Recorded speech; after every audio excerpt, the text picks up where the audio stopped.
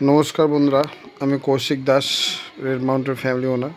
তো বন্ধুরা আজকে আমরা ফ্যামিলি নিয়ে চলে এসেছি আমাদের কানকি ধামে। এই সামনে যে বড় দেখতে পাচ্ছ এটা কানকি ধামে মন্দিরের প্রবেশ গেট।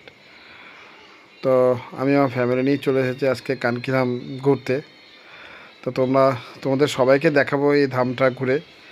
তো কত সুন্দর লাগছে ভিতরটা, মানে মন্দিরের ভিতরটা এত সুন্দর করেছে। একটু আগে বৃষ্টি হলো তার জন্য নিচে সব ভিজা ভিজা মনে হচ্ছে। তো তোমাদেরকে দেখাচ্ছি মন্দিরের ভিতরে একদম কানকি ধামটা ঘুরে। তার ভিডিওর মাধ্যমে সবাই দেখো আর লাইক শেয়ার করে দিও সবাইকে দেখার জন্য। তোমরা সবাই আসো আমাদের এই কানকি ধামটাতে ঘুরতে। এত সুন্দর করেছে ভিতরটা কানকি ধাম, সবাই আসলে মানে ঘুরে মনে একটা শান্তি ফিল হবে। তো বন্ধুরা ধামটা আমাদের রায়গঞ্জ থেকে কমসে কম কানকি ধামটা 50 থেকে 55 কিলোমিটার, 1 থেকে 1.5 ঘন্টা সময় লাগবে বাসে আসলে। একদম রাস্তার পাশে একদম দেখতে পারবে। তো মন্দিরটা খুব সুন্দর, এই সামনে দেখতে পাচ্ছ।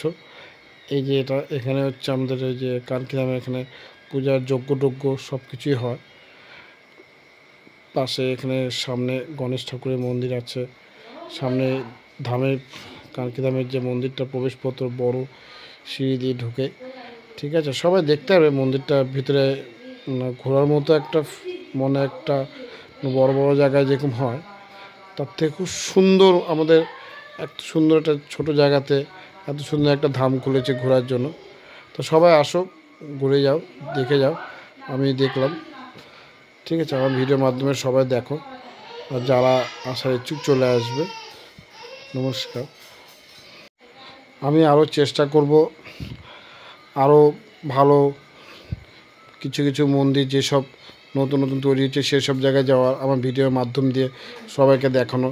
আমি সব সময় চেষ্টা করব নতুন যা কিছু হবে তার মাধ্যমে দেখানো। তোমরা সবাই সাপোর্ট করবে যাতে আরও সবাইকে আমি দেখাতে পারি, ঠিক আছে। এটার ভিতরটা খুব সুন্দর, দেখো, ঠিক আছে।